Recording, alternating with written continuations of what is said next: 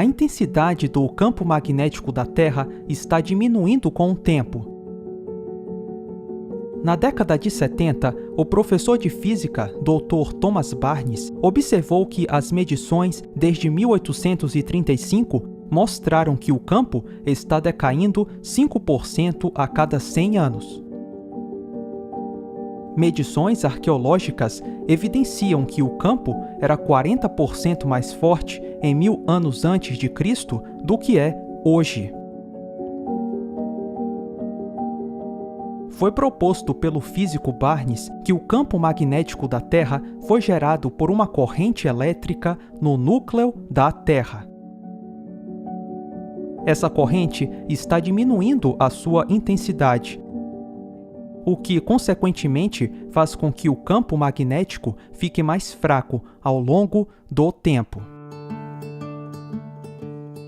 Barnes calculou que a corrente não poderia estar diminuindo por mais de 10.000 anos, senão a sua intensidade original teria sido muito grande, tão grande que derreteria a Terra. A taxa de decaimento do campo magnético nos mostra que a Terra é jovem e que não tem bilhões e bilhões de anos. Os diamantes são feitos de carbono. Um tipo raro de carbono, conhecido como carbono 14, é radioativo, o que significa que ele se desintegra com o tempo. Ao medir a quantidade do elemento que se desintegrou, os cientistas estimam a idade de algo.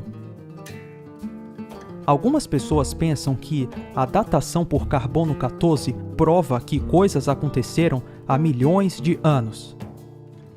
Só que esse pensamento está errado.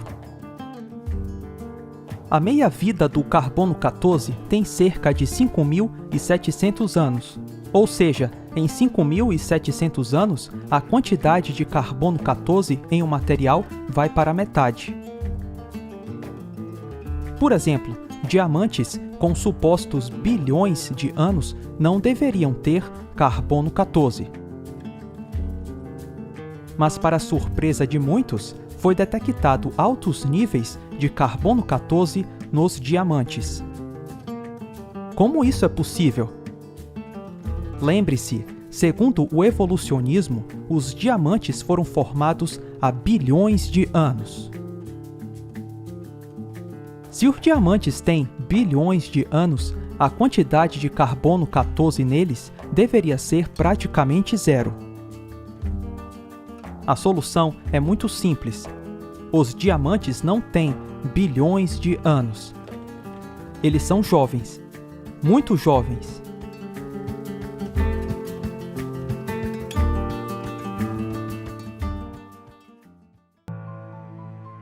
As idades de milhões e bilhões de anos são baseadas em premissas. A principal delas é o uniformitarismo. O uniformitarismo diz que os processos que observamos hoje são os mesmos que aconteceram no passado, com as mesmas taxas, com as mesmas causas e efeitos. Mas é possível provar isso? Não dá para provar que o decaimento radioativo de algum elemento se manteve constante ao longo da história da Terra. O decaimento desse elemento pode ter sido mais rápido no passado remoto. Hoje, sabemos que fatores como pressão e temperatura alteram o decaimento radioativo. No passado, o decaimento radioativo pode ter sido mais rápido do que é agora. O que quero dizer é que a datação por decaimento radioativo não é um método confiável para se estabelecer idades de milhões ou bilhões de anos.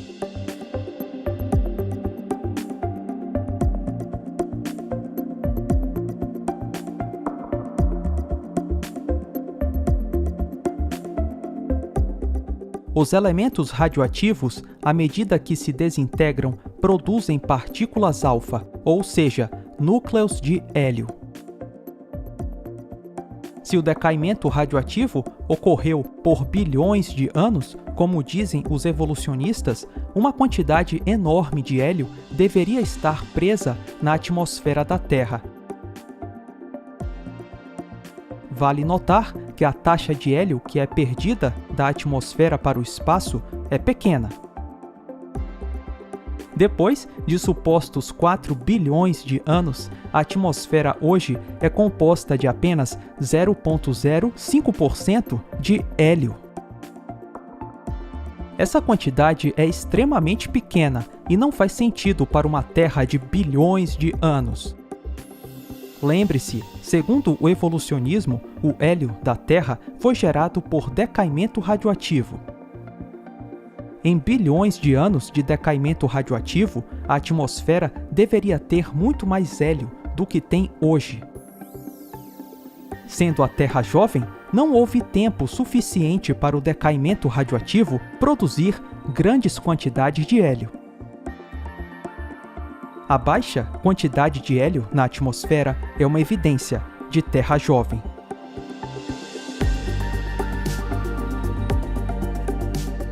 O oceano é essencial para a vida na Terra e para seu clima. Embora o oceano tenha mais de 1 bilhão de quilômetros cúbicos de água, os humanos não podem sobreviver bebendo dessa água, afinal, ela é muito salgada. O sal é um composto formado pela ligação iônica do cloro e do sódio. Nos oceanos, o sal está dissolvido e os íons de cloro e de sódio separados. Cada quilo de água do mar contém cerca de 10 gramas de sódio dissolvido, ou seja, para cada quilo de água dos oceanos, em média, existe 1% de sódio. A cada ano, os rios e outras fontes introduzem cerca de 450 milhões de toneladas de sódio nos oceanos. Por ano, cerca de 30% desse sódio introduzido sai dos oceanos.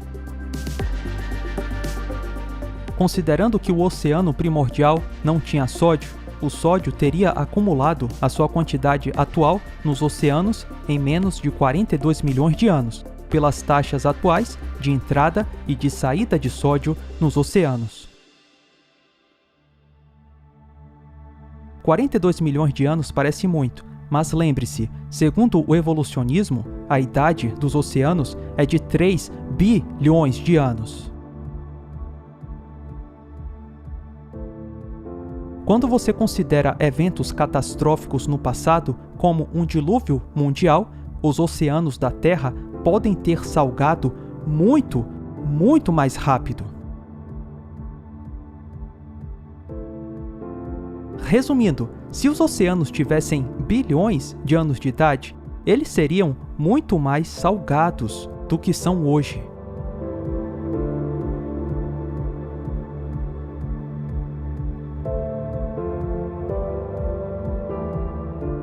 A cada ano, a água e os ventos erodem cerca de 25 bilhões de toneladas de sujeira e rochas dos continentes. Essa sujeira e rochas vão para o oceano e se transformam em lama. A principal forma de remover a lama do fundo do oceano é pela subducção das placas tectônicas. A subducção das placas é quando o piso do oceano desliza lentamente sobre os continentes, alguns centímetros por ano. A literatura científica diz que esse processo remove apenas 1 bilhão de toneladas de lama por ano. Ou seja, o restante da lama, 24 bilhões de toneladas, se acumula no oceano a cada ano. Nesse ritmo, a erosão depositaria a quantidade atual de sedimentos em menos de 12 milhões de anos. No entanto, de acordo com a teoria evolucionista, a erosão e a subducção das placas ocorrem desde que os oceanos existem, ou seja, há 3 bilhões de anos.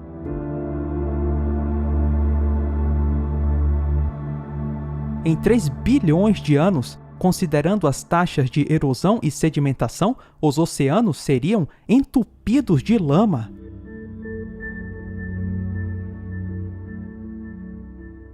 Obviamente, os oceanos não foram cobertos por lama. Isso porque os oceanos são jovens e não têm bilhões e bilhões de anos.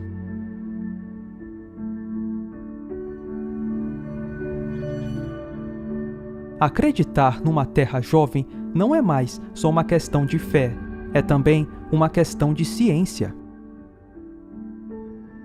O paradigma dos bilhões de anos se sustenta em premissas frágeis, que, pelo bem da ciência, deveriam ser discutidas. Porém, existe uma ideologia por trás dos bilhões de anos, uma paixão, uma forte carga emocional, movida pelo sentimento de desacreditar qualquer coisa relacionada à Bíblia. Se a Bíblia dissesse que a Terra tem bilhões de anos, provavelmente a ciência hoje diria que a Terra é jovem.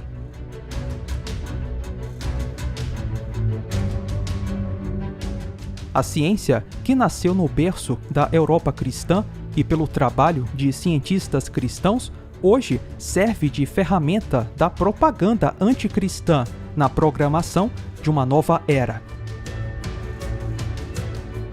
A era da tecnocracia, do transhumanismo.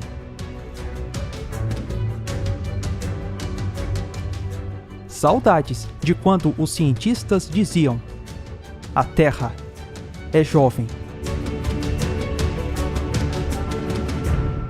Na verdade, alguns ainda dizem.